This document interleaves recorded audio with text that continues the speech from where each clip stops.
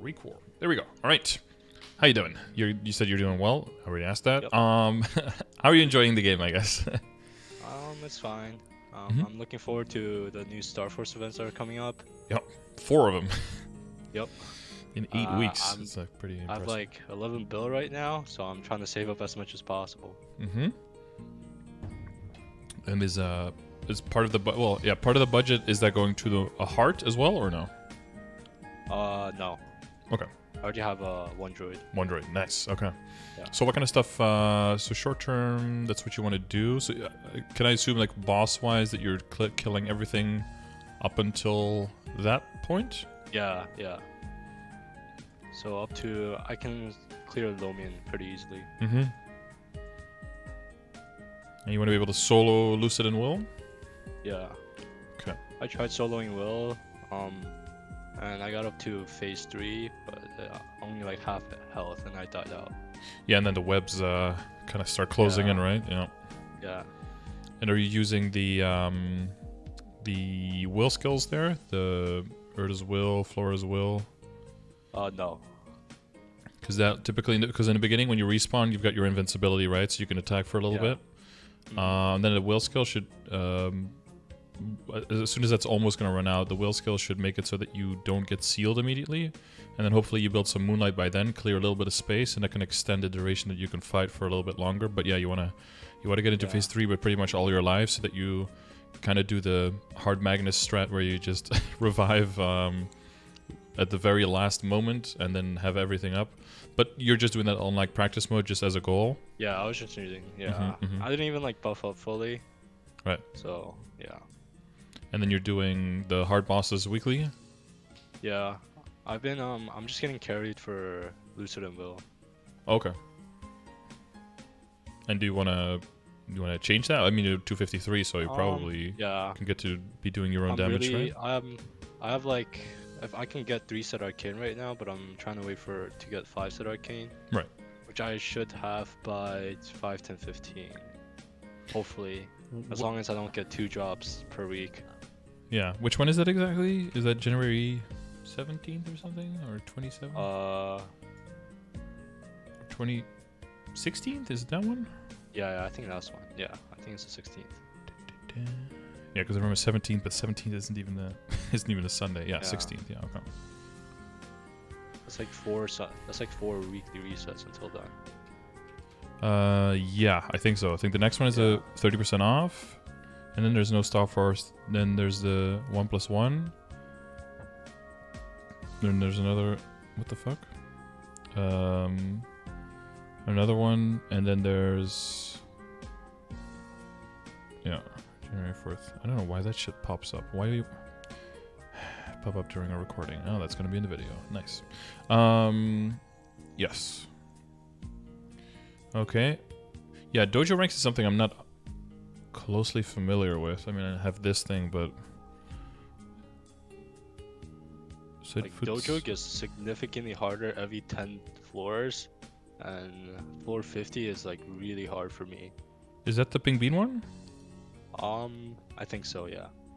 Because I think I remember when dojo changed, a lot of people cleared 49 in like very low time, because Pink Bean does DR, and a lot of people in the beginning didn't know that, and then they killed themselves on the Pink Bean, and like 7 minutes floor 49, 3 minutes floor 49, 12 minutes floor 49. Huh. Interesting, yeah. But then you just play around that, of course. Yeah. Yeah, that seems reasonable. That seems to be a good benchmark. Is that the one can you get to that one, or? Yeah, I get to it, but I only have like 2 minutes left, and I do like no damage to it. Yeah, he's got a lot of defense, yeah. Yeah. Okay. Yeah, it seems that that's a bit... That's like decently seems to be the benchmark for all of those bosses before. It seems reasonable, right? Yeah. Because all of these you roughly have access to. If your experience might be... not have to get that far. And then reach Limina and Cernium. Yeah, so that's getting to 60 and higher for those Sacred Power. 6k Legion, 6 set Arcane. I mean 5 set there, right? I thought you needed I thought the new BIS was like the 6 at Arcane, because they're like changing the set bonus for Arcane, I believe. They are changing the set bonus in the sense that it's going to be easier to switch over from Arcane into from Abzo into Arcane, because it's not going to be as top heavy where, you know, if you switch one piece, it's almost never an upgrade because you lose the 30% boss, right, from Abzo. Yeah. So they're moving that boss damage more around and dividing it more over the sets, so that basically every time you have one piece, if you switch an Abzo piece into an Arcane piece, it's always going to be like a net positive set bonus wise and not a downgrade. The 6 set is definitely still a thing, but only for Kanas and Demon Avengers because of the HP scaling on it. Okay. For everyone else, yeah. So just 3 set are CRA and then 5 set Arcane. Yeah. Yeah, I think there might be like a min-maxy thing where people go for like, is it like 3 Arcane and 4 Abzo or something, right? And then it's like temporarily a little bit better or something, and then you can use the head in there, but I don't think that's... doesn't sound like a great way to spend your money, honestly. Yeah. It's too short of a thing to invest into, in my opinion. A long-term reach with Arcus, yeah. Liberation, oh yeah. Black Mage is a fun boss. Yeah. I've been watching your runs for it. Mm-hmm. Yeah, I don't know when we're gonna do more. Working on a second character. So you don't have any kind of second character that's in the picture at all right now? I have a Kana that's like level 225. That's an arcane weapon because I ran it once for a hard will because I got carried and I got a drop for it. Easy, nice. Yeah. Good. I also happened to my Adele.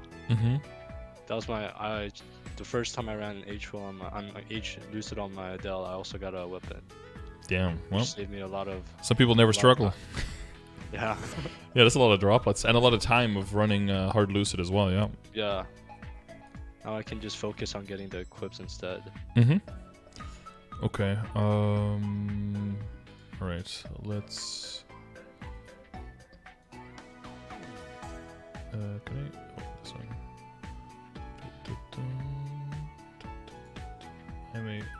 I am Boomer. Hang on. Can I? There we go. Sorry, just changing some settings. Okay. So that's what you want to reach. And how much did you say you have? 11 bill? Yeah, I have 11 bill right now. And what's your like?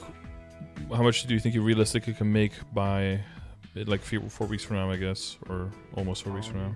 I can definitely finish all my totems that I have access to this month because I'm on break. Okay. So, I would have around like 30 bill. Maybe a little more. Yep. And how do you? Are you okay with the totems? Like, do you have as many as you want to use? Can you buy them all if you want to? Okay. It's because I wanted one of the weapons from the style box, and it took me a long time to get it, so I have a lot of reward points. I see. And otherwise, without that, do you feel like you can get enough reward points? Yeah, I use MapleStory if I don't have enough. Right, to fill in the blank. Right, okay. Also, is the new like reward point change like give you more than before? Is that how it works now? If you do a lot of weeklies, then it's definitely a positive, yeah. Because they also added rewards to a lot of bosses that didn't have one before. Basically, everything Lotus and Damien and up never had reward points before. And that's now giving 200 per week per character, so that's going to be significant. Yeah. And worst case scenario, I can just run like normal RA on my characters. Yeah. Yeah, that's going to be 30 per character, per boss per day, but that's like, I mean, that could be an extra 120 every day if you want to. That adds up for sure. Yeah. So maybe Phantom or Dual Blade for your second character, you said? Like as a, would that be like a main? Or more a bossing mule? Or? No, probably a bossing mule. Yeah, okay. I see. See, you also don't like Urda Spectrum? Yeah. Because the other ones are really close to Vanishing Journey, right? Yeah. Because usually Vanishing Journey should be at like, I mean, probably also at 19 at this point. Like evenly with the Choo-Choo. I just never do that.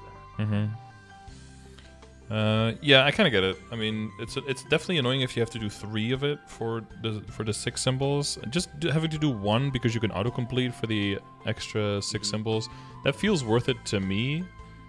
Yeah. But I mean, yeah, that's up to you, of course. It's not like, as long as it's like, if all the other dailies are done and you only have to do Vanishing Journey at the end. Did you also do the Reverse City quest line so you can double up on the dailies there, or? Oh, we can do that. Yeah, so for Yum Yum Island, if you finish that storyline, you get like 20 symbols at the end, and then you double up on the symbols that you get per day from the kill and gather dailies. And same thing for Reverse City for Vanishing Journey. That's why the difference, I think. Yeah. Oh, I didn't even finish the questline. I just did the questline until I got to a specific map. Yeah, exactly. Yeah, that's why it's lagging so far behind. So if you finish Reverse City all the way to the end, you'll get 20 symbols. And then instead of 8 per day in Vanishing Journey, you'll get 16 a day. And then if you do Earth Spectrum on top of that, you'll get 22 a day. Okay. Oh. Yeah, I never do my choo-choo like kill quests either. I just do the okay. Yeah. That's why the difference is not as big as you would expect.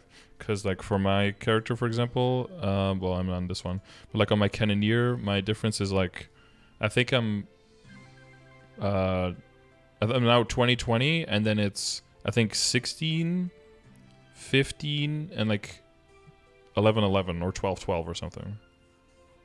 Yeah. So like since there was something missing, I guess, but we figured out what it is. So if you want to do that, there's the option to increase that. So then, because then the kill dailies, at least in Choo Choo, give you 8 a day, right? Which is way more significant. And then the total of Vanishing Journey, instead of 8 a day, becomes 22 a day.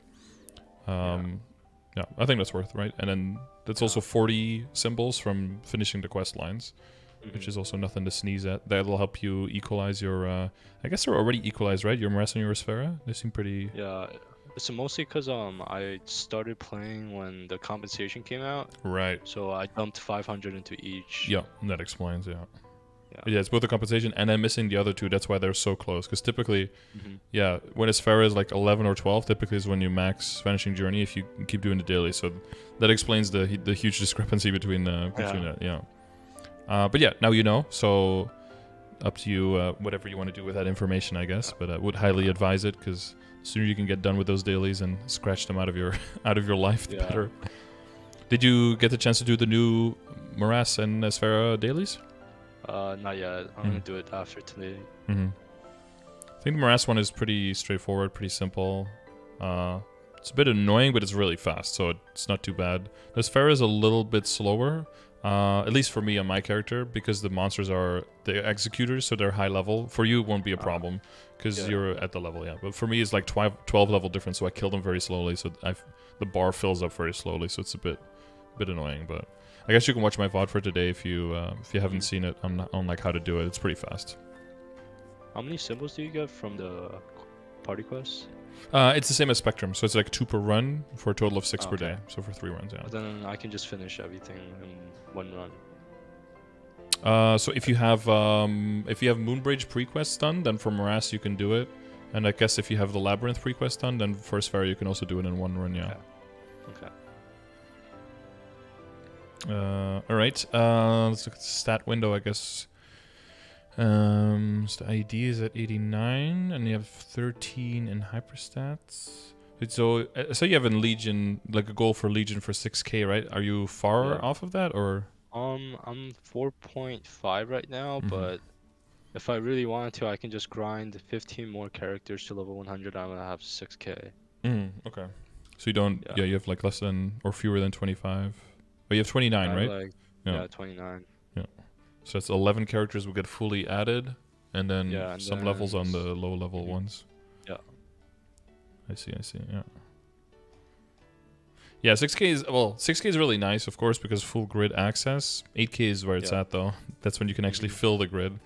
But yeah, getting extra ID crit damage in there, definitely good value in that.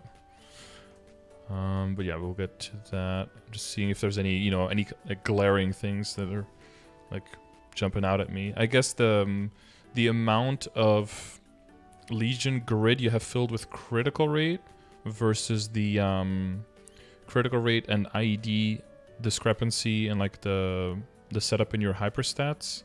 That's something that you want to resolve by working on your Legion, right? Like if you make the Legion quite sizable, then you want to put the Legion pieces in the grid hex instead and take points out of your IED and then put those in critical rate instead. That'll be way more efficient to distribute those points more evenly in your hyperstats, and that'll they'll like it'll be allowed by moving the pieces into the bigger hex on IED, which you currently can't do, of course, because it's already pretty much filled.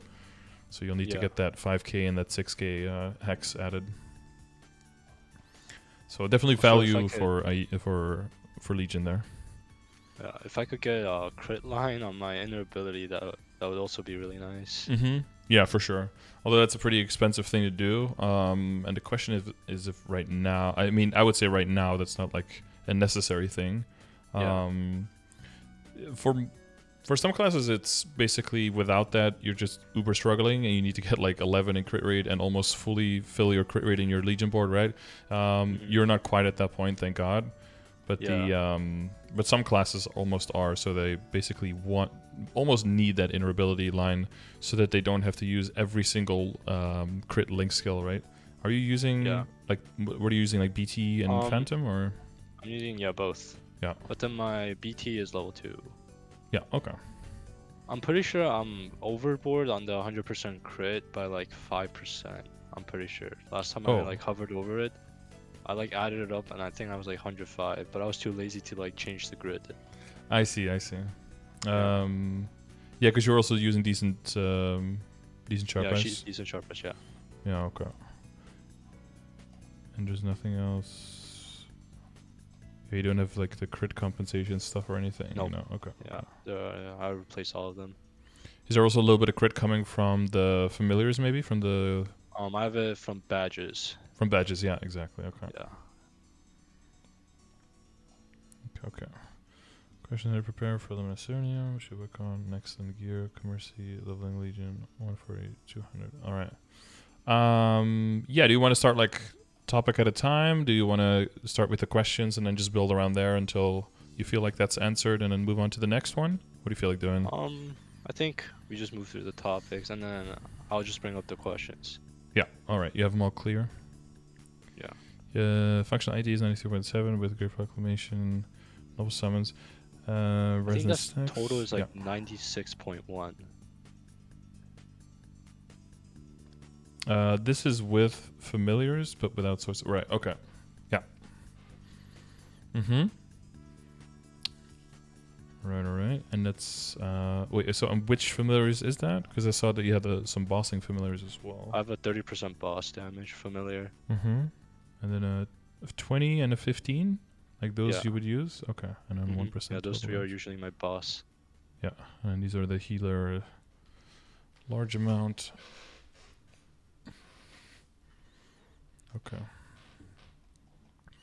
And an auto steal, large amount of drop. That's always nice. Okay.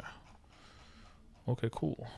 All right, and then you have bossing and mobbing hypers. Keeping the crit up, critical damage to normal monsters. Working power bonus EXP. Yeah, that seems good. Yeah, so the main thing I have would be to the goal is to get like ID a little bit lower and then dump all of that into crit rate to make sure that the Legion grid can basically go full IED and critical damage, and then anything that's left going into boss damage at that point, right? Yeah. Yeah, other than that, it seems pretty good. Yeah, even from like a mathematical standpoint, at this point, you know, but this is pure optimization. Going lower on the attack here and like switching crit rate to 8 and attack to 4 instead, and then the pressure that takes off of your grid, and then putting those extra pieces from your crit rate grid into boss damage already, that would also be like in the short term easy gain to make, right? Yeah. Because attack in your hyperstats does scale with percentage attack, but you know, boss damage now, especially with the reboot passive change, would be way more efficient in your grid versus a little bit of attack in the hyperstats. But that's more like a mindset thing, just to emphasize that, I guess. Yeah. Last time I used like the hyperstat like optimizer was like when I was like level 248-ish. So after that, all my hyperstat points I've been getting, I've just been like dumping into like whatever I can like put. So I have to re-optimize it again. Yeah, exactly. After a while, thank God that's way easier to do now than it was before, and you have the presets, so that's a huge quality of life. But that'll make sense, right? On the balance of the stats. And the links you're using now, these are all the links you have, and then you use these for bossing. Okay. Yeah. So this gives you, yeah, maybe a little bit over 100% crit. So this is for the soloing ones. Yeah. And then when you're doing the harder ones, do you take some utility, like the Spirit of Freedom? Yeah, I take Spirit of Freedom, yeah. Instead of Bravado or Thieves Coming? I just usually take out... I think I take out Unfair Advantage. Okay. Yeah. Yeah, it's going to be hard to... I wouldn't know 100%. I don't know if you're in the Adele Discord. I don't know if there's a specific tier list that they have. I think I would take out Thieves Cunning in that situation. Or the Bravado if your ID is high enough. Because the Bravado is a 10% singular line, right? So the higher you go, less impactful. Well, kind of. The less impactful it is. Unless it's like not going at a cost of something, of course. Unfair Advantage is like 12% always, right? Because the boss is always debuffed and you're always going to be higher level. I thought it was only 6%. Yeah, it's 6% for each of the individual qualities. So if you have both of them... Stacked. Yeah, it's stacked to 12, yeah. So that makes it better than Elementalism, right? Yeah. So that... Yeah, I guess that puts it higher in the pecking order now. you see that immediately, definitely. yeah. I mean, that's the same as like a Noble Fire that's completely stacked with a full party, right? So that's why I probably put Thieves Cunning there, because it's not always on. Plus, maybe Bravado, you know, if your ID is high enough. That's like the priority list that I would see. Okay. And then probably Elementalism would probably be the next one on that list. Yeah, I'm waiting to Terror Burn my Angelic Buster to level and then get 210 and then put that. Yeah, I guess that would replace Thieves Cunning at this point, and then the other one, Noble Fire, would then probably replace Bravado, I'm guessing, right? Probably those two. Yeah, Unfair Advantage definitely quite good. For a lot of people, probably be pretty bad to use it on Will in the beginning, right? Because usually they're below 250. And then, but yeah, a lot of the times, the further you go, you don't really walk into bosses that are higher level than you, because the final damage penalty is just brutal. So if you're doing Gloom and Dark now and stuff, yeah, you typically want to be at the boss level or higher. And this is like a little bit of extra you have to worry about. That's why for Black Mage, sometimes people try to be 276, so that you can also get the Unfair Advantage damage in there. And the extra 2% final damage for being higher level than the boss. That's always a nice boost. But yeah, of course you also have to level past 275, which is a pain. And then for mobbing, you just switch to any free damage, get the Lara in there, critical rate, crit damage on point, and then all the EXP links, I'm guessing, right? Yeah. That's pretty straightforward. No questions for that? Yeah, I don't have any questions for that. Okay, cool. Yeah, okay, so we already talked about the board. Yeah, I mean, general priorities like counterclockwise on the outside of the grid, right? Like critical rate, critical damage, IED, boss damage. So IED, of course, being more important on bossing, but critical damage being more important on mobbing, as long as you need the damage. Yeah, it's gonna be all about just filling out those last slots, I think. That's gonna be easy. It's gonna be easy gains. I saw you had a question about getting characters from 140 to 200. Yeah, like I made a huge mistake by like bonking like random characters, and they're like all over the place. Okay. And like I just get like one shot by like mobs around my level range. Yeah, because like they're totally outfunded, right? Yeah. Or underfunded, I should say. Yeah. And I'm trying to like make most of this event with the cooking, or like whatever the Maple Live event is, where it gives you a lot of XP at 200. Yeah, Maple Variety. And, yeah, and that's how I got my Iran to like 209 right now. And I was trying to prepare for the next one, and I was trying to level my Mercedes, and I was just stuck there. Yeah, true. Yeah, well, it's partially like the funding and the equips and everything, right? Like start forcing everything up to 10 or 11, getting some non-horrible equips. I probably gonna want to get like a Sweetwater weapon. That's way better than the Pencilier, right? Just the base damage is way higher.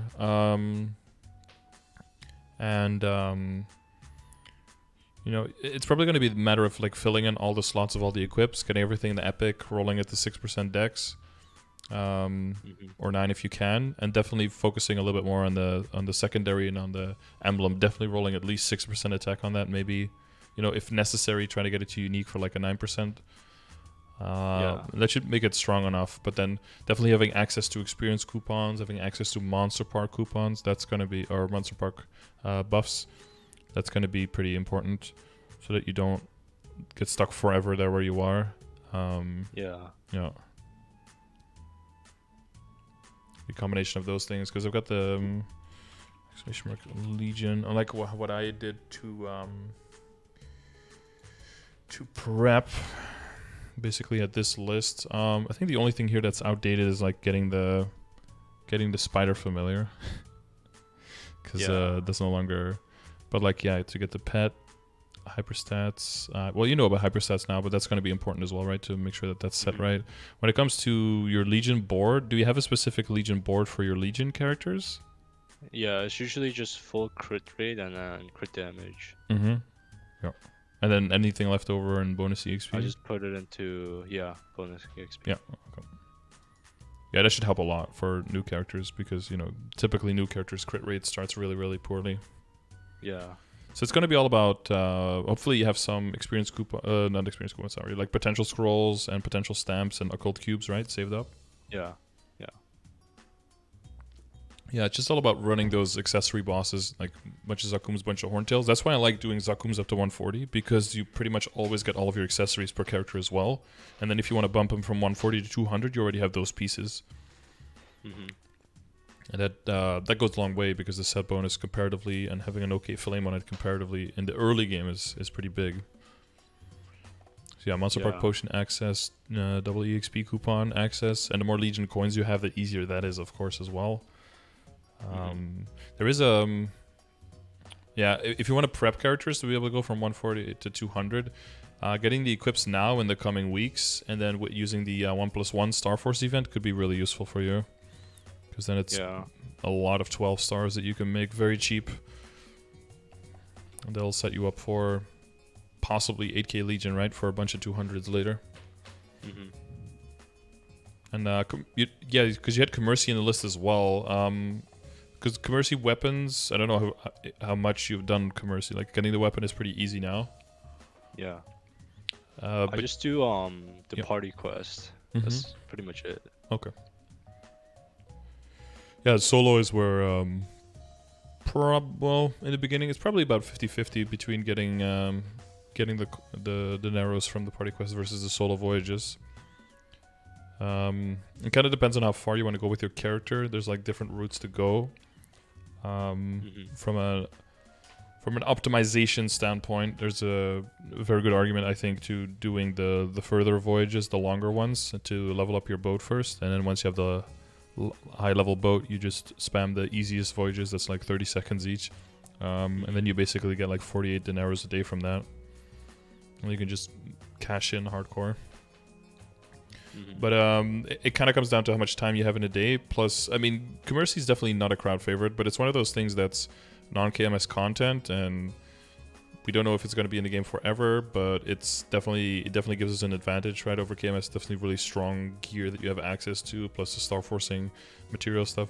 Because if you have to think about KMS, like they go from the Zakum Eye basically into some kind of Meister accessory that they craft, or into a Papalatus mark, and then the next thing is like the eye patch from Hard Damien. Like that's like their progression. But Monocle is like a crazy piece that with the access that we have, that gives a huge benefit there to fill in that gap. But yeah, it's up to you with how much time you have in a day and how much you hate it. I'm not gonna tell you to do something that you despise, but there is definitely good value in the content. Yeah. I already have like 250 dinero saved up, and I've not been doing like Commercy party quests at all, so I should definitely like start investing time into doing that. Wait, you did the... Wait, I thought you said you did the CPQ only, or... Yeah, I only need the CPQ, and I got it to like 260, and then I just stopped. But I need to restart. Yeah. Like the upgrading the ship. Yeah, exactly. Do you know how to check like your boat and everything? I have no idea. So if you go to your equips, you can check. There's a vessel button there. That's your boat right there. So you can check what level your boat is. Oh, it's level 10 and the cargo. Cargo skiff. Yeah. Yeah, yeah. That means that it is. That's like the lowest tier bot, but you can check the button next to it, right? You could upgrade it if you want to, but if you have full energy, it's probably better to just first use up your energy, and then upgrade, because every new boat comes with a full bar of energy. So you basically get to double dip today. Okay. And then you can double dip again when you go from boat 2 to boat 3. Like you'll get the sailboat into the dreadnought, and then once you have the dreadnought, you're done. Then you can just spam the easiest voyage. But like the further the voyage you do, the better the experience per energy is. So yeah, you just basically just want to spam those. The Lith Harbor ones, and then you can do one Rosa or something, or one Dolce, because you have like 30, 30, 30, and then you have 10 energy left. But yeah, the upgrade is pretty cheap into the sailboat, and it doesn't do much to go to the sailboat, but the main upgrade is when you go to Dreadnought. It's kind of like Star Forcing up to 15. It doesn't really do that much for you either, but then once you go past 15, that's where the real gains are, right? Yeah. So that's kind of how you want to see that as well. It's a long-term commitment for sure. If you know that you're going to go far with your character, then I think it's worth it. Otherwise, I support everyone who's like, okay, I'm just going to get 2 pieces and get out, or I'm only going to get enough for like a tattoo and not even a monocle, but like a tattoo and a pendant, you know, and then use like the black bead mark for the eye. Like that's, you know, that makes sense, because it's out of the way. It's very repetitive. Yeah. I get the dislike for sure. Yeah, it's just not fun. No, I get it. It's usually just when I see in chat someone like, oh, anyone want a CPQ? I'm like, okay, fuck it, let's go. But for me, it's also, well, because I'm also like my 5th or 6th character doing it, so it's like, oof, do I really want to do that whole song and dance again, you know?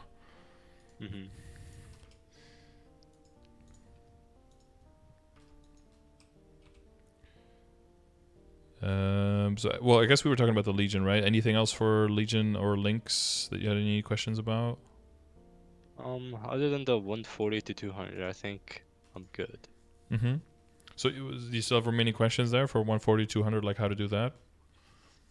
I guess it's just farming Pencilier and then doing CHT and trying to get those, and then just 10-starring it and try and get like 6% stat. Yeah. Yeah, it's mainly just a lot of occult cubing to make sure that you're in there. Here, I'll send you this I as well. also like hate using like mesos on characters that is not on my main. Yeah. Yeah, that's why I like despise doing Legion. I get that. So honestly for like every character from 140 to 200, usually I would spend about like 300 mil just on like the rerolls for the cult cubes and the star forcing and all that. But by the time you get to 200, the character makes that back roughly. Makes about like 280 to 320, whatever. Makes around that money back, and then you can just reinvest that money into the next one. So you end up not really spending a lot of money. Like when you think about it, it's like, oh, 300 mil per character. So it's 40 characters. It's like 12 bill spent.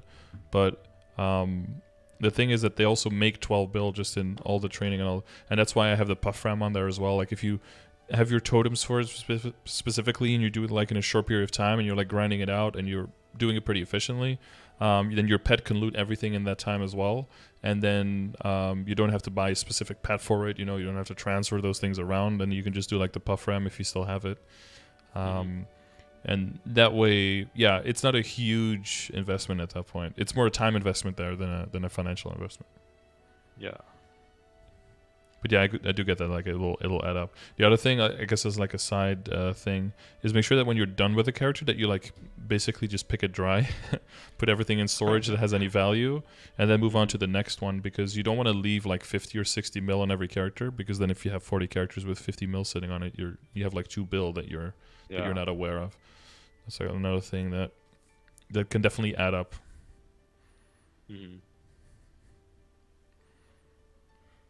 The 6K is definitely short-term doable, but you got a lot of burns and stuff, and you saw the support for Pathfinder on Maple M with another Vixolab weapon. That could also be something, right, that you just give to the Mercedes, for example, and then you don't have to worry about Sweetwater at all. You just dump that weapon onto it and then just level it to 210, because a bunch of my characters have those from back in the days.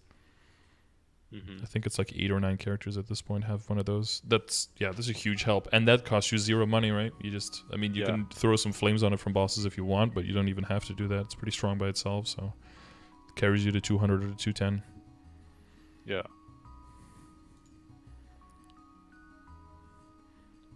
Links, yeah, and as you get stronger, Links and Legion is gonna just compensate for a lot of possible lack of damage, so you'll get carried by that hardcore, and that will snowball even more than now. Yeah, I need to start optimizing my Legion board more for my like specific characters, because like the member bonuses is actually a little significant, but like I'm just too lazy to like move them around and like remake the board.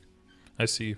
Yeah, so did you use any specific order when you were leveling the characters up in the beginning, or did you just like pick? I just went more by like usefulness. Like, is there like crit damage? Then I would like put them in the priority. And if it's just like flat like stat that it's not strength, I just probably don't do it unless they have like a useful link. Right.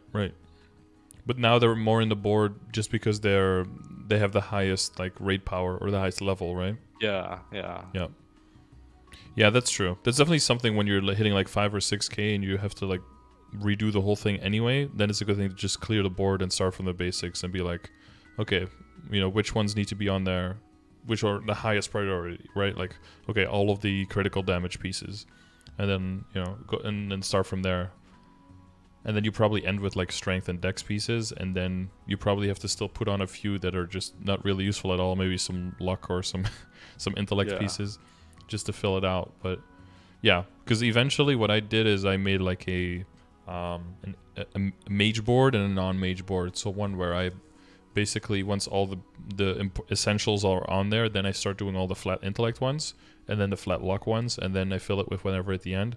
And the other board, after the essentials, I do all the strength and all the dex, and then I finish with some luck ones. So that if I play a mage, I use the one board, and if I play a non-mage, I use the other board. But that's easier to do once you hit 8k, because then you don't really have to, you don't really need the same stats anymore if all the characters are 200. You don't really need like a, you can switch between mobbing and bossing in the same one, or at that point you just unlock a third preset. You probably have the Legion coins at that point because you've got a big enough Legion to warrant having to redo that. But yeah, I recognize it as the same kind of as the hyper stats, right? Where you like figured it out at one point and then you just keep piling on later, but then you kind of realize that there's probably some efficiency being lost on the build because you're just piling on what used to be so efficient, basically. Yeah, makes sense. But usually it's a good moment when you're upgrading the board and you're getting to a bigger hex. That's usually a good argument to be like, okay, now I'm going to redo it because you have to move your pieces around anyway, so then you might as well. But in the middle, I'm like, yeah, just leave it. It's fine. It's not going to make such a huge difference, but then, as long as you're aware of it. Also, like, I generate like no coins, so like I am like hesitant to buy the presets. Yeah, for sure. Yeah, they last longer now and they made them cheaper, but I don't even buy presets and I have 110,000 coins. But I'm super cheap, so that's more a problem. I mean, in all seriousness, I should definitely buy one, but I just... Yeah, you should definitely buy one. If I don't absolutely have to, I just won't. But it's definitely a quality of life improvement for me, for sure. And every next upgrade is going to be more expensive as well, so you want to make sure you keep enough coins for that, right? You can always check with the NPC. Do you know how much your next one is? Yeah, it's 475. Yeah, so you have that, but it's not like a huge margin. Because the coupons are expensive, man. It's like 70 for the half-hour ones, right? I know. Like, I want to buy the meso ones for my main when I totem, but I can't. I gotta keep saving it. Yeah, but a lot of times people are like, whoa, 100,000 coins, like you'll never get rid of them. It's like, if I go hard for like a month, like over half of it is gonna be gone. You can spend them real quick if you want to. It's a big buffer, but Yeah, it's not definitely not an endless. Because when I had my Maple points right from through non-reboot, and I had like I think it was like 1.3 mil or something. I was like, oh, this is gonna last me forever on Maple Tour, but I'm already sub 600k now. Like more than half of it is already spent on Maple Tour dailies, so it always goes faster than you think. Yeah, that's what I realized about Meso. Whenever I think that I have a lot of Meso, is the next day it's just all gone. Well, that's the main thing now is you're getting to the point where every single upgrade is just considerably more expensive, and if you want to get the mileage out of your money, you just have to spend it around events. Otherwise, it's inefficient in amount of time spent for upgrade received. Is just not. It's just not. That loss of efficiency is also going to drain fun out of it because it's going to feel like you have to grind and train for months to see any kind of increase. And yeah, just highlighting. That's going to highlight the importance more of that when you spend it and where you spend it, rather than. Because you can brute force a whole lot of stuff, but if you want to brute force at this point, you need like a level 250 or whatever kana, just like farming hours, right? Which I don't think you are that much about. I mean, you have a 225, so maybe you're doing some Lakalan here and there, but getting it into like the highest level areas and endlessly farming in Arcana, I don't know if that's something that you're going to be aiming for. I have not touched my kana for symbols at all. Okay. All I've been doing is whenever I get like those like compensation like symbols, I just put it on my Lashland for kana. Cause like I'd rather just farm longer on my Adele for symbols than have to do it on my kana. I see. Yeah. Like climbing the tower and everything. Yeah. Also like doing like 4 like kill quests for like 8 symbols, I just don't think it's worth. Yeah, you want to be actively leveling your character. It's the efficiency of how much work you need to put in for the symbols definitely is very low in the beginning until you level up all the way to the 235 or even to 240 to speed up the last 2 dailies. It's rough, yeah. Especially without the double up from Vanishing Journey and from like Reverse City and from Yum Yum as well. Yeah. Well, at least they recently doubled up, right? The Lakaline. Before that, it used to be 4 symbols. Yeah. That was. Yeah. Before that, I didn't even do any of the kill quests. I just did the tower. 4 kill quests like, for 4 I actually symbols. have the motivation to do it. Yeah. Yeah, I know that was rough before. That was one where I was even like considering skipping because like, dude, 800 monsters for 4 arcane symbols. Like, no thanks, dude. I'll just do a tower, skip the other 2, and. Yeah. Okay. Wait, what are you clearing in Dream Defender, by the way, in the tower? I cleared up to floor 100, but every daily I just do floor 90 because I tried doing it with drop gear and I could not clear floor 100, so I just do floor 90. Wait, and you see with drop gear, but do you have drop and damage gear, or just damage gear? Yeah, I have both. You just don't want to switch? Yeah, I'm just too lazy to switch for 1 extra symbol. Okay, a real sweaty gamer from what I hear. Yeah, that's the other thing, of course. It's 1 symbol a day difference, so it's not. Yeah, it's not crazy. Also, even with the damage gear, I'm pretty sure it'll take me a while because the time I did it, I had like buffs on with like guild skills and stuff. So yeah. Yeah, that's usually one where I'm okay with like using the guild skills on that and then getting it done, and then. You know, if it's on the weekly, then you do the weekly bosses. Otherwise, you just do the other stuff afterwards, and then the guild skills kind of just like come back with the next day, and then you just do it again, right? Because you have a lot of access to the guild skills. But yeah, it comes down to 1 symbol a day, so it's like it's 30 symbols in a month, you know. Yeah, if it was more, I would invest it, but it's just 1, so I was just like, whatever. Yeah. Yeah. The problem with that, to caution, is like it's just 1 symbol here, it doesn't matter. Oh, it's just 4 symbols here, it doesn't matter. Oh, it's just 2 symbols there, it doesn't matter. But then in the end, it does end up to be a lot. Because it does. If you're doing all of your symbol dailies, I think with the current changes, you might get like 100 symbols a day or something. Might even be more. Wait, hang on. Let's grab a calculator real quick. Okay, so you can do 14 in Morass now. 14 in Esfera, and then we have 18 in Arcana. Yeah, 18 in Arcana, yeah, and then Lakaline would be like dependent. If you do 9, like let's say you do 90, right? You get 9 and then 1 extra from the NPCs, and then And then 8 and from then the 8. kill quest. So that's 18, So as 18. well. Yeah. And then 21. No. Wait, 23 in Choo Choo. Yeah. And 22 in Vanishing Journey. Yeah, that's 109 symbols a day. Uh-huh. That really puts perspective also on if there's something that says like, oh, it gives you 50 symbols. Because I think a lot of people are like, well, 50 symbols, that's fucking crazy. It's like, that's half of your dailies, right? It's kind of weird because sometimes you go out of your way to buy a whole bunch of something, and then you're like, okay, but if I do my dailies for like a week or something, then it's like double than that already. So that helps you put into perspective as well, like limited currencies and event shops and things like that. But also, you know, if you're if this takes you like 10 months or something after, or let's say that, I don't know what the math is right now, let's say like 8 months or something after you unlock a Sphera to max all the areas, then if you're, you know, if you don't do them all, if you do it at like half efficiency, then instead of 8 months it's going to be 16 months, right? That's a huge difference always. But yeah, that's... Yeah, I try to do all my dailies, but just some of them are just like, I just don't see the time efficiency. No, I get that. It's also, it'll depend if you're trying to go to an area or you're trying to do a boss that needs the arcane power a lot. Like Varishilla needs pretty much full arcane power. Yeah. So that's, for that boss, it's really nice. For me in general, just for my main, it's always a good feeling to know that I'm getting them done, and then once they're done. Because you're going to pile on the Cernium ones and the Burnium ones, right? That's already going to be enough that locks you in for the day. Yeah.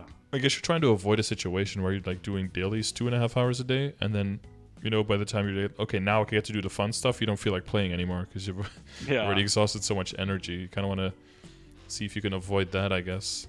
But it's definitely, yeah, varying degrees of being able to deal with that. I'm just hopeful that my Choo Choo will be done soon. Just one less per day. Yeah, now you can speed up Choo Choo a bit, right? Yeah. And then Vanishing Journey you can speed up so that can get much closer to clearing as well. That'll go a lot faster. Yeah, going from 8 a day to 20, from 22 a day. That'd be significant. It's almost tripling. Because that's the other thing. Once you get to 19, it actually feels really good because you get to just count down, and the last level actually doesn't feel so bad. It's like 16 to 18. Those are like the worst ones. Yeah, I've also been just using my event coins to just buy symbols, especially Asphera and Morass. Yeah. I'm just trying to finish those. Yeah, if there's nothing else that you really need from the shop, do you have a... The shop is really bad.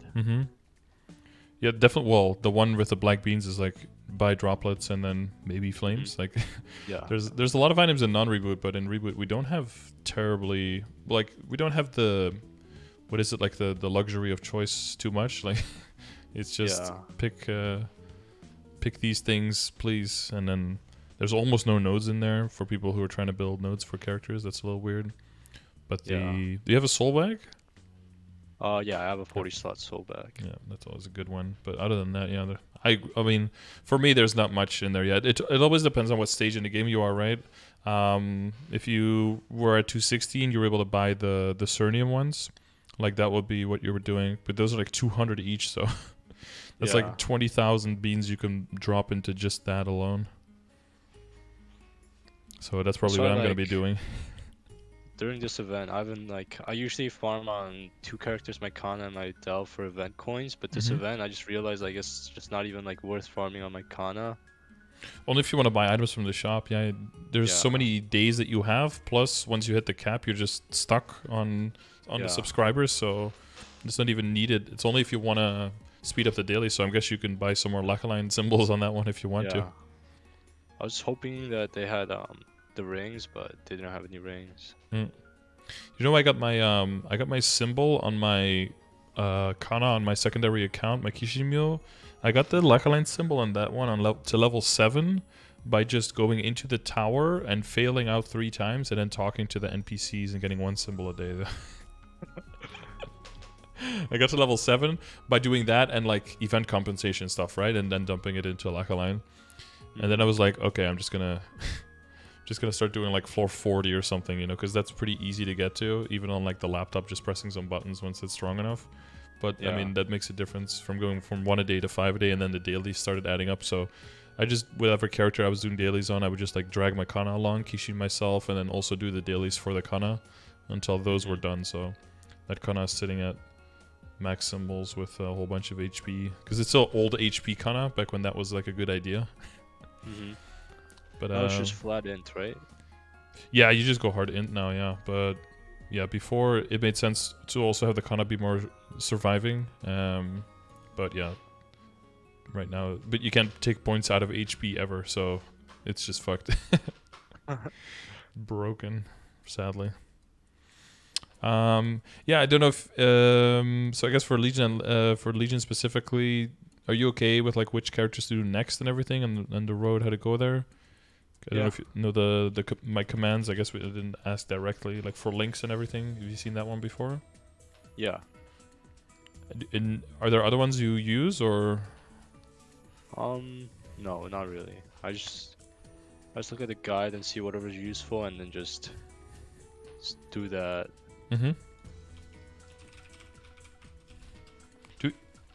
Can I ask? Do you enjoy the game? Do you have fun playing?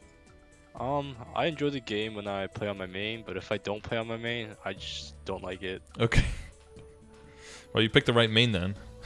That's that's the good feedback there. Is like if you're looking forward to playing on your character and like you're doing a Legion Mule, and the only thing you can think about is like how much is it going to help my main, and I can't wait to go play it. Then at least you know you're maining the right character, right? That's because some people are playing a character and then they like this one, they like that one, and they constantly jumping from one to the other, and every character seems to have some cool stuff that they all want to play. That's a worse problem to have than at least knowing that you've got the character going that you want to. So yeah, I just watched a lot of, because when I was young I played it in KMS when I was in Korea.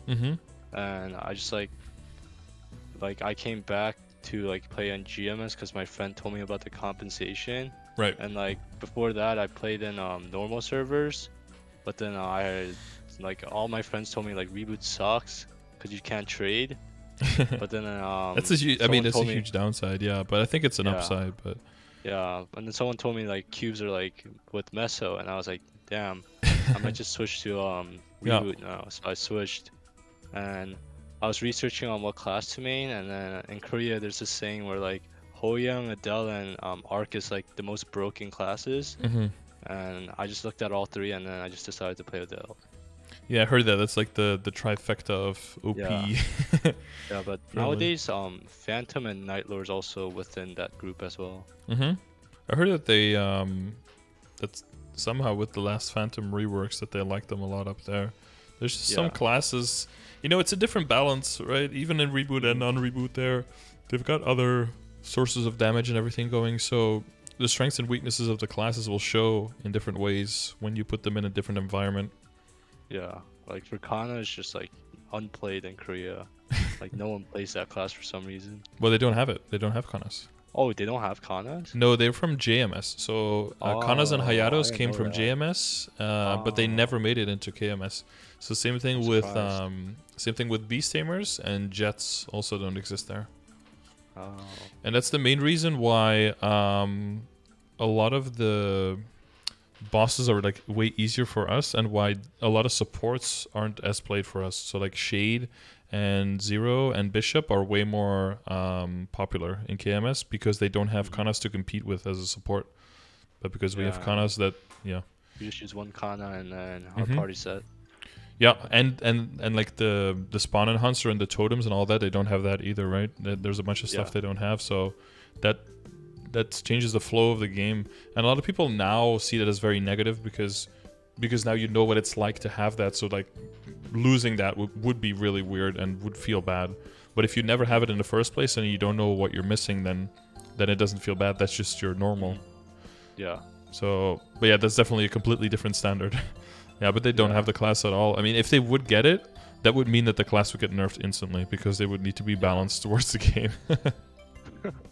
Yeah, I'm pretty sure KMS players would complain a lot. Oh yeah. Yeah, I mean, I would hope that they would complain for the sake that you've invested like all of these years into this one class, and then this other one comes out that with almost no effort does like everything way better. That's just not fair for like the balance of the game. It's just not a good idea to have that. Yeah. Because what you have is a class that's like the best mobber in the game with unlimited spawn increase, the best support in the game, and honestly, when it comes to endgame, probably a top 10 damage dealer, possibly top 5, and all wrapped into one character. It's like, that's just not. I don't know. That's not a great idea from a that it's any class. Yeah, and that's with like countless nerfs.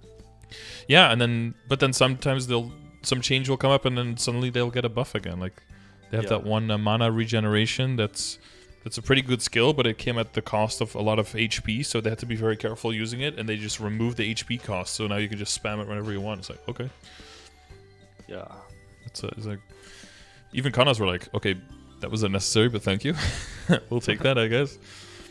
Okay, we go down Legion and Lynx because we want to make sure we keep moving forward. I guess we can check over familiars for a second. Like here in the bottom. Did you have any questions on? No, not really. You're just fusing them together. Yeah, pretty straightforward. Yep. Try to go for bigger boss or bigger IED so you can clear more space. Hopefully, eventually you won't need IED anymore, but we'll look at all the sources and everything. You have Superior set, right? Yeah. Yeah. Okay. And then I think the big Legion chunk is gonna be the biggest thing there. That and like the Lumi level 3. That's that takes care of a lot of the IED. And then if you have 130% IED, then that's pretty much a game over there. Then you can just go full boss damage, send everything. Yeah. Also, Adele has a lot of functional IED, so... That's true, yeah. Some of it is not 100% reliable, right? Because I think Grave Proclamation sometimes just kind of disappears if the boss does some weird shit. Yeah, something like that. But the Resonance stacks and the... And the other one is not bad. No, the and cleave. The cleave. And the Noble Summons, I think, also has some IED in it. Yeah, Noble Summons, Okay, so no questions for familiars? No. Okay, Matrix, are you good on that? Yeah, looks good. Do you know, like, on the bottom, like, the skill nodes? Yeah. Like, I don't know, like, which one I really need and which one I don't need. I mean, all of these... Hyperbody is, like, completely unnecessary. That's the only one there. Personally, I don't care at all for Urda Shower either. I usually, like, especially in a character like Adele, like, I think every time you press that button, you're, like, locking yourself in place instead of jumping around with a cleave and getting closer to other monsters. Like, it doesn't seem useful. That's mainly, like, a small map skill or on a character that lacks in the mobbing, in my opinion. And Adele is neither. You want to be on bigger maps and you have good mobbing, so that seems unnecessary. And then, and then Hyperbody. But other than that, all of those you will eventually use in some capacity. Is Blink useful on Adele? Yeah, so later on, so you can use it on the ground, right, for a random teleport, and it's got a short cooldown, so you can use it as like a Hail Mary and a boss when you know you're definitely going to be dying. It's more useful on Adele now because your iframe is a little cocked, right, your Ether Guard. So you might actually need it in more situations, and you'll need it later, and especially in the harder boss fights, you'll need the Blink to stay in the air even longer, because you have your float and your... air? Yeah, if you use it in the air, then you start floating, and then you can fly around for a little bit.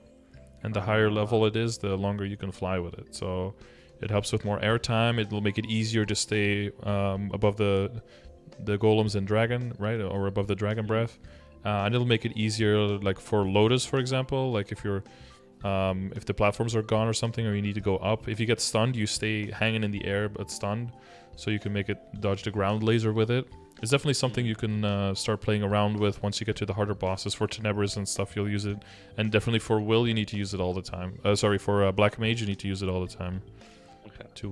Because there's a bunch of stuff just going on at the same time, and sometimes you just need to get away from the ground and just float in the air for a little bit until all of it just passes underneath you, basically. Yeah. The good thing about Adele is you can like stay in the air for like 6 seconds. Yeah, you've got like, you could do like up impale into an up jump, into a float, into another up impale, into a back, to a feather step or whatever, feather float, whatever it's called.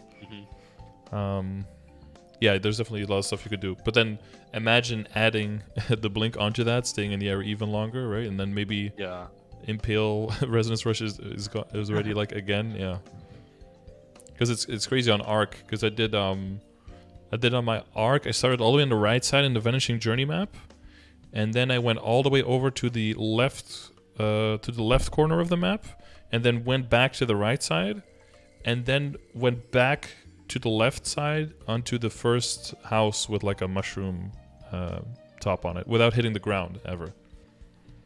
Yeah. You got like dashes and slashes, and then switching to the other mode, and then dashing again, and then I have my own float, and then dashing all again, switching, you know, repeating, then blink, and then the other stuff is back, and then you go again, you know, like you can keep cycling it, and then you get a lot of air time. I think Hoyoungs can use it to stay in the air for like 2 minutes or some stuff. Yeah, it's some crazy. I just don't understand how people play like those outdated classes. Yeah. Like, I feel so bad for them. Like during boss fights, like they're like flash jump is like really bad. Like they go like no distance. I'm just like staying up in the air during Lotus, just watching them like struggle on the platforms. Yeah. Yeah, a lot of them, if you don't have any up jumps, that's the other thing with Blink, is that if you don't have an up jump, Blink is very slow on the way up. So like if you flash jump and then like on the highest point you use Blink and you go up, you can like barely get over the Dragon Breath. But if you just up jump, it's so free, right? Yeah. So that combination is great for Adele. But that comes into play like Tenebris and later bosses. And Overdrive, Decent Combat Orders is just nice, just as like a general boost to all of your skills, both for mobbing and bossing. Urda's Will, together with your Flora's Will, is something that you use more once you get to Tenebris as well, to block incoming status resistance. And I like to talk, you know, for Will, you can use it in situations. And then the Impenetrable Skin is just like a min-maxy thing for burst, and when you need to have knockdown resistance, of course. Other than with having the plummet all the time is a bit annoying. Yeah. Yeah, but other than that, you use everything. I guess, those boost notes, I guess you don't use, right? Yeah, no. Because you're already... Oh, yeah, the last ones are... Second to last one is almost max, and the last one is pretty much done. 15, and then you're going to be leveling your... Oh yeah, your Affinity Blade is almost max. That's nice. Yeah, I have to start working on Ruin. Yeah. Yeah, Ruin's going to be big. Ruin and Storm. Yeah, I guess in your current situation, I typically like Decent Combat Orders more than Decent Holy Symbol. I probably switch those, but that's like a minor change, but I think it's significant enough to be, well, to definitely be better, like worthy enough to switch. But it's not like you're gonna be twice as strong or something. But yeah, if you look at your numbers, because basically you have a lot of passives, right? All those newer classes, a lot of passives in the Force Job that are all gaining a level. So like a little bit of final damage here, a little bit of critical damage, a little bit of critical rate, a little bit of mastery, a little bit of base percentage on all your skills. It is that is quite nice. And I think Decent Advanced Blessing in general is pretty low priority. That's probably like, well, to be fair, it's probably like Holy Symbol and then Decent Blessing at this point. I don't think there's anything else that I'm like overlooking or that you're missing. No. Speed Fusion, Sharp Eyes, yeah. No, other than that, seems good.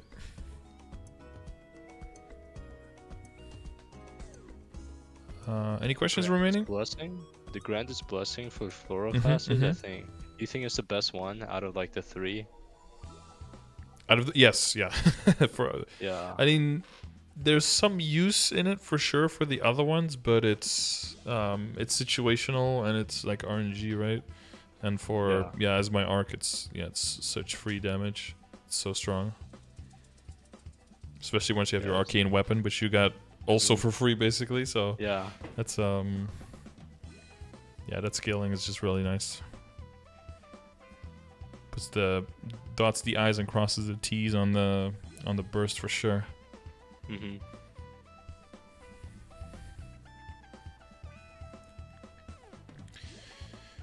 Okay, the buttons are all up there. That's all good.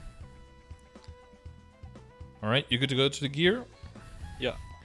Look at the backups. So, you made the coins. So, are you basically finishing up all the Lucid and Will drops that you get? There's no extra of those? Yeah, there's no extra. Okay. So you could buy 2 pieces, and then for Will, you're not doing that as much. Do you have a static party now that does both? Yeah, I just have like a one person that like just carries me all the time now. Okay.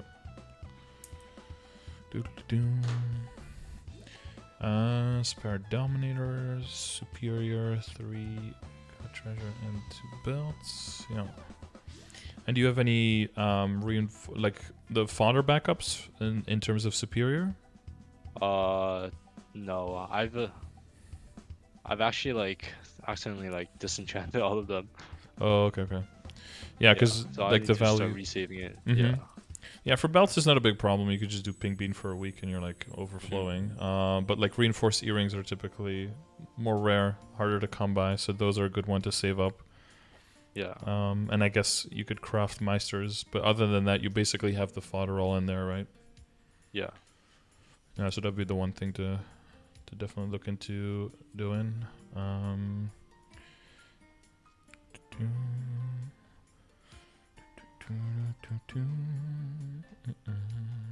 Yeah, let me just look through the gear. Yeah, because WSE's most important. You're essentially just waiting for the 5, 10, 15 on a lot of stuff, or this is 17 for the weapon. It's a nice secondary. Oh, nice 3-line attack on the emblem. I know. That's always. I like during cube sale I spent like 7 or 8 bill on trying to get like 2-line attack and like 1-line ID or boss on my weapon and my emblem, but no luck. I mean, that's a good amount of attack, but yeah, it kind of depends on how good everything else is. But I imagine, it's probably fine to hold on to this until you work on Star Forcing more first, I think. Yeah, that seems reasonable. I like regretted it after. I was like, damn, I could have just worked a little bit more on my Star Forcing. I mean, yeah, but that's also like, if you would have known that, Yeah. Can't really think like that too much, because what was the thing that the guy said? If my aunt had 2 wheels, she'd be a bike, yeah, using the Abzo hat now for the set bonus, Yeah. And you have enough for 2 pieces. Yeah, so probably not super necessary. And if you're mainly getting carried, so mobbing, you don't have any problems. It's probably going to be fine to not worry too much about the Star Force or Abso, right? And straight up just make the arcane pieces and start upgrading those. Do you kind of want to wait until you can make all 3 in case you get a drop, or? Yeah, that's my plan. I'm just waiting. Yeah. Because the other thing is, you could also already upgrade your pieces during the events and save a lot of money on the upgrading. And then once the reboot, once the change to the set bonus sets in, then you can equip them immediately, right? Yeah. That's like the flip side. But yeah, then if you get a drop and it's a double, I mean, eventually you want drops because you just want to be able to Star Force beyond 17. So that'll just be a project for later. But yeah, I do get that. It's just like the emphasis is going to be taken away from needing the full set before equipping it. So that is something to consider, that you could also, by that time, if the events roll around and you haven't gotten a drop yet, but you do have the money, it could be considerable enough, I think, to start upgrading the arcanes. Yeah, I think by the time DMT comes, if I don't get like a drop, I'm just gonna like buy like whatever pieces I can and try and get them to legendary. Yeah, because it's like what, like 500 mil saved per piece. That's like a bill saved just for tiering up. Yeah, Star Forcing wise, I'm not 100% sure, because what I would see Star Forcing wise is like probably save for like the 5, 10, 15 to push your CRA, and then on the second 30% off that's coming, then you can use that one to get the arcane pieces to 15 or something. If you have like money left there. Damage using solid, reinforced, Kana treasure, and superior. And you still have a little bit. I guess the superior is a little bit hybrid gear at this point. Yeah, I think I'm gonna transition that into a drop. Like I just like that with that potential, just use it as a drop, and then use a fodder and try and get like a 21-star superior. Right. And do you have resources to buy to make Meisters? Can I just use? I can just use Kana's treasuring, or is that? You could, yeah, Oh wait, but you'll yeah. I have a lot. I think I have like 4. Yeah, because I mean, the ideal quote unquote scenario, right, would be like a high Star Force superior, you know, getting it from getting a high Star Force Kana treasure, high Star Force Meister, and then a high Star Force reinforced, where you need like the backups for the either you go through solids, which is a little bit yikes because then you still have to go past 19 again, right? Yeah. Or with like backups with the Gollux coins, and then the superior as the 4th ring, and then whichever, you know, if Kana treasure or the Meister gets lucky and you end up with backups left over when you're quote unquote done with it, then you can use those as fodder for the next superior, basically. And yeah, it'll just depend where you have the most backups or where you have the most luck. If both have 4 backups and one blows up 2 or 3 and then the other one doesn't blow any up, then well, now you have pieces to put towards the superior Gollux ring. But before you were you do that, I would definitely look towards getting high Star Force on the CRA first, because that's way more risk free. Or wait, nothing is risk free, but like way lower total risk of failure, I guess. And how many stars do you recommend me going up to for my CRA? So if you have a lot of money, and I'm talking like, you know, like 60 to 80 bill or some shit, you can just send it. Doesn't really matter. If you're like dropping below like 20 bill or something, there you can have dry spells or bad streaks where things start going really south. Then I would just go 1 star at a time and just make like, you know, just get everything to 18, everything to 19, you know, and then just go 1 star at a time, upgrading it to make sure that if something goes poorly, then at least the other ones made some gains, so that it's not a net negative. It's still going to be a net positive with spending your money, is what I would do. Okay. And it's probably safe to go like even all the way up to like 21 on these before you have like a serious amount of backups for everything else, right? Because for the reinforce you need a bunch of coins. For Kana treasure you probably need like 3 or 4 at least, plus Meisterings 3 or 4, plus you want backups between the 2 of them for the superior as well. So in total it's probably going to be a good idea to have like 8 or 9 ring backups. Well, yeah, backups, so like 10 or so in total. So yeah. For the pendants, are you looking at transposing? Yeah, I'm still trying to roll like a pretty good flame. And so your backups one was unique as well. Is that the one you're flaming? Yeah, I have a lot of Dawn pendants. Yeah, the unique one is the one I'm trying to flame. And get at least 100. Yep. Yeah, you have a lot of dump pendants, but you're gonna need a lot, right? You transpose 1, and then you probably use 1 for drop or mezzo, and then you use 1 for and then you use multiple to like high Star Force and fodder into superior, and then you can use multiple again to fodder into superior to fodder that into the source of suffering if you do get that one. So like, there's always a future for these things, so you'll never really have too many. Unless you have like 20 plus and you still have no source of suffering, then you can clean out your inventory a little bit. But until then, they'll always have a purpose. Yeah. I guess you could definitely use the 30% off for stuff like the superior pendant, right? Because that's probably fine to bump that up to 17 first. Same with the reinforced ring. 30% off up to 15 so that they're ready for the 5, 10, 15. Yeah. And then during 5, 10, 15, the weapon and the CRA is going to be the main important stuff. Because if you're already that close and you can already buy 2 pieces of Arcane, I wouldn't really... I wouldn't bother with the Abzo to get the 17. It's just too... I also hate doing their weeklies. Yeah, yeah, and then you have the safeguards. Ugh. Yeah, and I guess these can get 1 extra star during 5, 10, 15.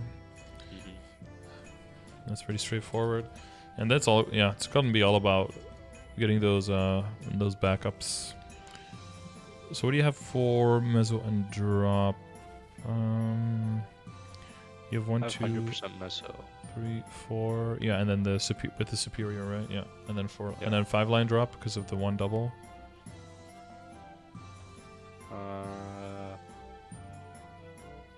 1, 2, 3. Just 3. Oh, you have no pendants, right? No drop pendants. Yeah. I just use my familiar. which gives me 100. So. Yeah, but you can go over, right? You can get up to 200% drop rate from your equips. So up to 10 lines count. And that's going to be more in this stage. Up to this point, yeah, I totally get it. But like at this point, is going to be a bit more relevant because you're wanting to get more stuff from all of the bosses you're fighting, more cubes, more flames, more soul shards, more equips, like kind of treasure rings. You know, that kind of stuff will be increased as well. And that'll help you pinpoint more what are going to be the trouble areas where, you know, you have to wait a little bit more. But what are the areas where you can get enough backups quickly so that you don't have to wait forever to make certain upgrades. Yeah. So, I mean, I guess once you get a good flame on your current Dominator that you're working on, you transpose that, then your damage Dominator can go to drop or Mezzo, right? Or to drop rate, I guess. So that's, and it's already legendary, so that'll be basically free. And you have the earring is Mezzo, yeah. Earring is Mezzo, and then you have then you would have one more pendant slot where you can get some drop rate. I don't know if you have like an old epic or unique in your inventory lying around. The olden days. Think so. Maybe a horntail pendant or a mechanator pendant. I have a mechanator pendant. Does it have like a good flame or? I don't think so. I mean, you're doing normal arc daily, right? You can definitely keep your eyes open. If you see a mechanator with some crazy flame, then you can allocate that one. And until you get one, it's not, you know, it's not top priority, but it's something to kind of think about. Because you would want to fill those slots with getting enough drop rate. Because also when you're mobbing and you're easily mobbing, you just want to full-on stack mob and like Mezzo obtain and drop rate into your kit so that you can just get more nodes, get more droplets, get more familiar cards, you know, just more, all of that with the same amount of effort. It's just a net gain. Yeah, the thing is, for Adele, I try to like get to the point where my swords can two-shot at least, and that like requires me to like wear like a lot of my damage gear. Okay. Yeah.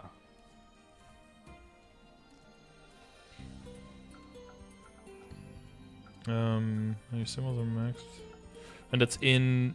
Do you do that in Moonbridge now? Yeah, I do. I always train in Moonbridge for now. And then once I get 255, I think I go to Limina. It could have some. It could have to do with the kind of underfunded, quote unquote, with the Abzo gear now, right? Because like historically, usually you'd be at like 18 or 19 Abzo now, and everything else also like 18 or 19 to be able to get to this phase. Yeah. And Reboot passive has helped, but when you train, do you alternate between your guild skills as well? No, I never use my guild skills. Because that's a lot of free damage.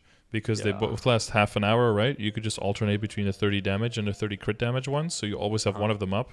That's a lot of base level damage as well that could allow you to move into more drop and Mezzo gear without losing kill speed. So basically when you replenish your half hour coupons, you just pop one of those in. Because, I mean, 30% crit damage, I mean, I guess I don't have to tell you, but your crit damage is pretty low on an Adele, right? So comparatively, that's a huge boost. Yeah, that's like almost half my current crit damage. Yeah. And then the flat damage, because the boss damage isn't applying, is also significant. You have 120, and then of course you have the extra from the damage to normal monster, so it goes up to like 160. But going from 160 to 190 is also still significant. Yeah. So I mean, I would say try that and see if that helps you still kill quickly. Because that'll allow you to just make huge gains in the drop rate, more familiars, more droplets, all of that stuff, so you can switch into the arcane faster, right? Yeah. And then you could commit way more. Then you can go way harder on Star Force. You can go way harder on the Flames because you know you're going to keep that gear essentially for like years. There's probably going to be something new that comes out, right? Eventually, it always does. Yeah. But it's probably going to be years down the road because, well, not to like foreshadow too much, but like if you're mostly relying on carries, then by the time those people have all that gear and are strong enough to carry that content, you know, that's going to be years from now. Yeah, I also like want to move out of being like carried. Yep. Cause like I want to like, but like it's honestly like hard to find like a perm party. Cause like a lot of people are already like progressing through like all of these bosses and like they're like doing like hard like tenebrous bosses. Mm-hmm. And like that's still like miles away from me at least. In your guild specifically, or just your friends Yeah, that you my have, guild or? specifically. Mm. I only have like one friend who plays, but he doesn't even play this game anymore. Mm. Oh, you're in So, broke. yeah. Yeah, I guess they're Yeah. pretty far. And are there people who like on their second or third character run the bosses sometimes? Yeah, but they mostly just get carried by each other's like Right, they minions. just exchange carries Yeah, with they each trade, other. yeah. Mm-hmm, mm-hmm. Yeah, that makes. I mean, yeah, that makes sense for them, right? But then you're kind of like stuck between Yeah. getting absolutely no progress or getting carried. Yeah, I mean, I have my chat and I have my Discord where, I mean, anyone from the stream can go into. You can sign up for boss roles and just ask in there if people are looking for parties. I currently don't have. I mean, I have 4 characters who could run the hard bosses, but I only really have 2 static parties. So I always have. If there's a hard boss fight and I have time and you're short one, you usually have a character that can fill. But I just recommend to ask a lot. I mean, it's annoying, but you've got to like get out there and ask. I know that Jesus is trying to get party together on his jet. And like a pickup group every week with like a different combination of people, that can be very tricky to guarantee clears. So yeah. Yeah, I don't know. Have you asked people in the guild, like juniors or something, if there's something to? I've been asking, but like a lot of other people that are like in my like current situation, they just like get carried as well. Yeah. So yeah. Yeah, that's the problem, because if all the people all don't, if everyone's like, it's whatever, and they all get carried, then there's not enough people. Yeah. You can't find those people because they already did the runs, or. Mm-hmm. It's a convenience problem, because like sure, nowadays, I would be okay with it, but I could also just keep getting carried and it's much easier. Yeah. Now that like the damage cap got removed with the final damage bonus and everything, and like everyone's just being like able to like just carry Hard Lucid and Hard Will, because before I don't remember seeing that many carries. No, that definitely increased it. Yeah. And now like people are just like easily soloing it, and they like just removed a lot of like the parties that. Yeah, I definitely still like at least having like 2 or 3 damagers, just because it's way faster, and especially for Will as well. You don't have to like miss tests sometimes, and because you can't, just because you can doesn't mean it's not necessarily more fun. Oh, someone says recruiting for Hard Lucid Whisper BA. Look, right now there's this mega. It's called Either Abuser. It's got to be an Adele. I've actually never tested my BA, so. Oh, that could be. I'm definitely like probably over 2 trillion, but I'm not sure if I'm over the 3 trillion mark. Yeah, I kind of lost track with all of that, because I always thought that my characters were like all like somewhere between like low 3 to like high 3, like close to 4. But then some other people that I'm pretty sure are weaker than my character are saying that they were like upwards of 5, and I was like, wait, maybe my characters are stronger than 2. But yeah, I can't really be asked to to like go test it on all of them as well. KMS has that like free BA testing thing now, right? So hopefully we get that soon, and then you can just go into the dojo and just be like, yo, I want X monster with X HP of Y level with Z skills, and then boom, and then just go in and just wail on it. Like my dojo coins, I'd rather spend on EXP coupons or like the pendant rather than the dojo. Yeah, or maybe even honor experience before before dojo dummies. Yeah, totally get that. And as you get stronger as well, people have to use the other dummy because they just kill the straw one. So people the good get thing really is strong. I play a pretty OP class with a lot of damage, though. Yep, exactly. And good mobility and survivability, so that means you can commit the damage more reliably than other people as well. Yeah, I mean, it might be a good thing to do a BA now, right? And then with all the tips and everything we went through, then to check again, so you can see if your efficiency with your character went up and if the gear upgrades and everything are a significant improvement. Because that's another way that people test that, of course. Or if you know someone who's doing a dummy, then you can be like, yo, is the dummy still there? Can I yoink it? Yeah, but for me, of course, I have access to that in the guild. I could just check if someone sees or someone has, but yeah, I usually don't care that much about it, but that's of course a luxury problem because it means I'm not in a situation where it's like really necessary to worry about it. Yeah. Also, once people get up to like higher bosses, like Black Mage, like they base it off like dojo clears rather than like BA at that point. So yeah. Yeah, there's also like a rotation BA check where you do like a full skill rotation, and then you try to have a damage per second over 60. Damage per second over 60 bill. Yeah, to make sure that your total damage output for your party is high enough to be able to kill the HP bars. Essentially, kind of like a 40-second BA for Hard Lucid. You know, just damage per time to make sure that you even have a fighting chance. Mm-hmm.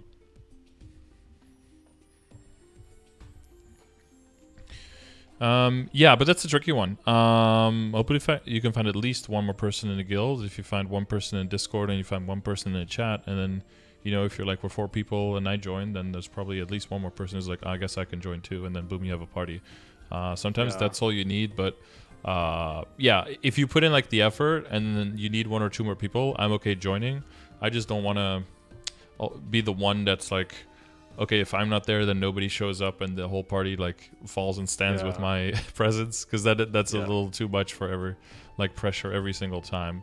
But I'm okay to join. But I bet that there should be more and more people. I think, it depends on the mentality. Like if everyone in the guild is like, oh, we're just exchange carrying and that's all taken care of, and we don't need that pressure. But yeah, somebody's got to go first, right? Somebody's got to be like, okay, well, come on, guys, let's do it. Anyone want to do? And that can be thankless and that can take a while, but you know, hopefully gives you a better sense of accomplishment in the end than knowing that you were kind of just along for the ride. Yeah, I also want to like start practicing like Tenebris bosses, because like by the time like I do get to the point where I'm able to like do them, like I want to be like fully like clear on like the mechanics. But then like practicing by myself is like unrealistic. Yeah, you can practice dodging. And you can kind of look at the timings. Like for Gloom, like the first opening is always at the same time, so you can lock that one down, so you know when you can start buffing and that kind of stuff. The main thing for Gloom is dodging, right? Because the more you get hit, the faster you get darkness, and darkness is just a whole can of worms. So the more you can avoid that, the better. And for Darknell, there's just so much stuff going on. I mean, you can't go there yet, right? It's 255 entry. There's also just a lot of stuff going on in Darknell, so just hopping around, looking at the timings, or learning how to dodge things, because man, that boss is just like, you'll be on the left side, your boss will be to your right, he will disappear, he will come in from further to the right than he was to his left of that, which is still further to the right, and you will be all the way on his left, and you will take like 60% HP damage. And it's like, okay, well, yeah, it's also like 5 lives, which like makes the mechanics like more important.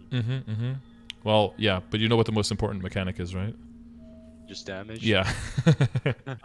It's all about getting kind of in there and just binding and bursting that bitch, and then hopping around trying to survive as much as possible wait for the next domain, and then finishing it off basically. Yeah, it's kind of how that boss goes. But yeah, there's definitely improvements to make for survivability, for sure. And when normal feels like really easy, that's when, you know, hard is basically on the menu. And that, for both of those, for Gloom and for Darknell, hard is significantly difficult. But if you do want to eventually liberate and you want to Black Mage and stuff, building up sparks from the Tenebris bosses is a good idea. So maybe you can sell it that way to people, right? Like, anyone want to practice Gloom and Darknell so that we can make sure we get sparks later. I don't know, like kind of emphasizing that maybe a bit more. That'll entice some people to be to go. Do you think like normal and like hard has significant like differences, or is it just like about damage that the boss does? For Tenebris, I think it's significantly different. Yeah, the darkness builds stronger, and for Gloom, the darkness is way harsher. There's like hands on the ground that like grip you and lock you in, and you just it's way tougher to survive the darkness in Gloom. It's way more important to stack together when you cleanse out of darkness, because it takes away from the darkness meter from other people that are around you when you exit darkness. So it's more about like stacking properly together around the skill and depleting each other's meters, because the boss fights are longer, and it's you want to avoid as much darkness as possible. And for Hard Dark now, it's basically the difference of going from normal Lotus to Hard Lotus. Like, the mechanics are pretty much the same. There's just like way more shit falling from the sky that is there to ruin your day. So it's just like a giant minefield, and the floor is lava and the air is lava and every single thing is lava. So you just have to keep hopping around and keep dodging as much as possible. Yeah, I joined like a hard gloom party, and like I had no idea what the mechs were, so I like watched like a 3-minute video. Yeah. And once the darkness came, I had like no idea what was going on, and I just like died out. Yeah, it's really rough. Because the darkness meter also just kind of pauses when you're dead. It's not like, oh, you can just wait it out. No, you go back in and you start again on the darkness meter. Yeah, you hit the ground and you get grabbed by something. You're basically just like inverted and sealed and blinded the whole time. Those big tentacles coming in, just smashing you. Plus, you get sucked into the middle, into the beam as well. A lot of stuff. Everything out to kill you, dude. Yeah, that's why I want to try like playing like a thief class, because I heard like you just use a dark sight. Dark sight is really good in late game and end game for sure. Yeah, a lot of the bosses. I heard that like saves so much like mechanics. Like you don't like the things that are falling down. Like you don't even have to dodge it. Yeah. Some classes can also attack a lot from in dark sight. Others can't really do that. Like it depends a little bit with Shadow Walker and all of those things with advanced dark sight. But there's definitely a lot of value. I mean, it has to be good. Otherwise, Night Lords are just completely fucked, right? They have almost no vertical mobility and they have no iframes. Like, how are they gonna survive boss fights as like the biggest glass cannon if dark sight wasn't OP? They would have nothing basically. Yeah. But with that, it's possible. They've got a bunch of Night Lords. Well, multiple have solo Black Mage now, but they're liberated weapons because of it. So much damage though, Jesus. Okay. Oh yeah, we're past the hour-and-a-half mark. So I guess, are there any questions you had specifically on any equips? I guess. Not really. I just like want to know like, what's like my next step. I guess it's CRA, and then once the events arrive, I just work on my arcane. Yeah, I would get the the stuff that you want to keep, like the superior pendant, that kind of stuff. Like the next 30% off, get all of that prep to 15, the reinforced, Well, I say all. It's basically those two pieces, right? Yeah. And then 5, 10, 15, bump everything to 17 that isn't yet, and then work on the CRA. That's pretty much going to be it. It's all going to come down to I would look at the guild skills for training to see if you can go into more drop and mezzo, and then maybe use the DMT for that, right? To make a few more legendaries to get some more drop rate in there. Yeah. And then you're also at a point where you could also say like, I'm going to dump some actual money on flames to see if I can get the good flame to transpose into the Sweetwater. Just so you can get that one done, so you can reassign the Dominator into drop gear, and that'll help you get more backups for stuff, so that once the next 5, 10, 15 runs around, at that point it'll be clear like what am I going to be spending on, what is the next thing to invest into.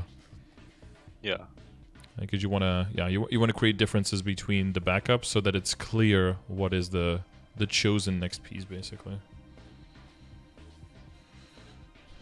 And then it's going to be about bumping stuff up to higher Star Force after CRA is done, and then after that, then you can start going ham on potential. Then, but there's probably going to be CRA, high stars for CRA, and then it's probably going to be Arcane first, right? And that's going to take up a lot of your resources for a while, and then it's probably going to be like 21 accessories into 20, hopefully bumping back up to 21, and then recommitting to the potential there. That's probably going to be the general order, I would guess. Do you think once I get 17-star Arcanes and like 20-star like CRA, I can start joining like hard Tenebrous bosses?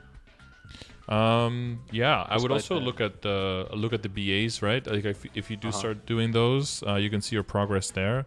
I would specifically also ask other Adeles who've already gone there, and kind of ask them on at what stage did they feel comfortable, and what stage did they start joining bosses, and then kind of base it on that, because it does get pretty like class specific, right? Because a lot of it is survivability and mobility. If you had 20, 21 CRA and then 17 Arcane, yeah, you probably need your accessories all to be like around 19 or something, probably, for like an extra cushion. But I think stat-wise at that point, you'll probably be ready. The main thing is going to be like Arcane Power, right? Because those bosses have a lot of Arcane Power requirement as well. So you definitely want to keep leveling those symbols. That's going to be important. Yeah. And the and then you're going to be at Arcus, well, not Arcus, but like Insertium as well. So those, basically once you're kind of like blocked from upgrading, like everything is 2.5 line or 3 line stat, and you can't really make much room anymore on potential. Then it's just all star forcing, pointing things out, and then getting the newer symbols, getting the sacred symbols, and getting the stat from that. At that point, that's going to be pretty significant. And then is Cernium like worth training at if you don't like at least 2-shot the mobs? I believe that if you don't at least 2-shot them up, probably not. The rates there can get a lot better very quickly, but just for EXP. But then you give up droplets, you give up familiars, and you give up depending on how strong you are, you can give up a decent amount of meso as well. But you typically gain a lot of EXP for it. So it depends on what your main goal is at that point, right? If you're like in your early 260s and you're like, okay, I'm doing all the bosses that I want, maybe I'll go to 265 to get good damage on Hard Dark Nail, but then I'm kind of good. Some people just stay in Limina like all the way up until 275 just for all the resources. And then when they're balling out of control, it's like super strong and very upgraded, then during that time they're building up their sacred power, and then they go train either in Birmingham or like immediately in Hotel Arcus, just to immediately capitalize on to make sure that you lose the least amount of money, plus you don't need the droplets and the familiars anymore, and then it's basically just a huge net gain in EXP, something like that, or out until 270. That's usually how people go.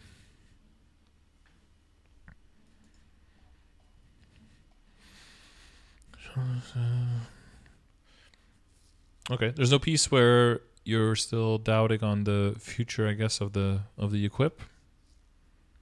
Yeah, not really. I think it's just more about like having the mesos to do anything about them.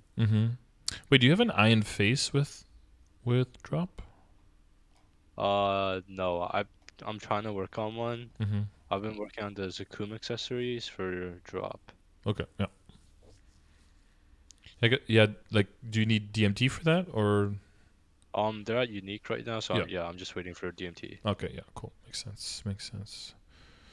Yeah, because I think you'll still find that that's still decently significant to get that drop rate in there. Yeah. Because like way more Connor rings and all, like that's gonna make life a whole lot easier. Yeah, and I guess your cup flame could use some love, right? Yeah, I've never flamed it. That's just like a piece I just pick up, and then if it's like more better flame, I just replace it. I see. Yeah, that's fair. You don't want to over-invest. It's a nice Absolab shoe. If that was weapon attack, that would be really good. I guess all the pieces are decent, right? I got 55 and 5, 61 and 5, 75 and 6. Yeah, and they're worth like minimum like investment on flames. Yeah, that's fine. Those are good flames to be able to carry you over. Yeah, typically people's stuff is already 17, but if you're mainly getting carried, you don't really feel that loss of damage there, so you can kind of forego that upgrade. That makes sense. Okay, are you feeling confident? You feeling happy? You feeling helped? I think I learned a lot. Okay, good. Any last questions on anything, or? I think I'm good. Okay, cool. Well, then I wish you good luck. Yep, thank you very much. May the equips not boom, and may the may the potentials tear up.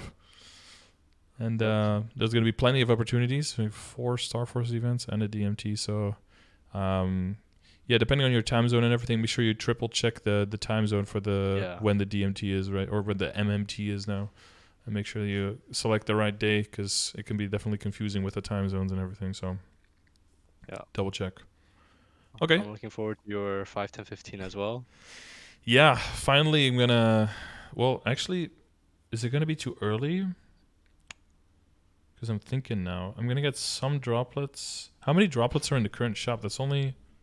It's only It's 100, 50 right? each. Oh no, 100 each. Yeah, 100 each. Oh, 100 each. Yeah. And Yeah. then on top of that, the Black Bean shop also has 50 each. Yeah, the Black Beach shop is a no, because it's more, right? It's like, wait, isn't it like 300 each from the mezzo? Yeah, because well, it'll finally be my glove, right? Hopefully my glove will finally be done at 21, and then I can finally do an equip video. If I get done quickly, I might try some 22s, maybe like 22 kind of treasure ring or something. But yeah, we'll see. We'll see. Yeah. I'm not counting on it. Okay, we'll cross that bridge when we come to it. Yeah, I'll see you around. Yep. All right. Have a good rest of your day. You too. Okay. Thank you. Bye bye. Bye bye. Boom. All right. Cool. Thanks for watching. And if you would like to win a free session like these as well, make sure you leave a comment on the video saying as much. And for everyone else, I hope it was helpful. Hopefully you got some advice out of it for your personal situation with all of the Star Force events and the DMT coming soon. And if you don't know about the Star Force and the DMT stuff, make sure you check my previous video on the patch, it's an absolute unit, whatever, version 229 patch, where I go over the Sunny Sundays and we'll go over the DMT and how to register for all of that. Sorry, the MMT, Magical Miracle Time. I don't know why they changed the name, but that's coming up soon. Registration for that is going to be between the 17th and the 21st, all right? So that's very soon. And then the actual event is going to be between the 22nd and the 26th, so you can still use the cubes from last month that you bought during the cube sale. So make sure you check up on all those details. And I thank you for watching. Hopefully the video was good, and hopefully you enjoyed it, and I will see you on the next one.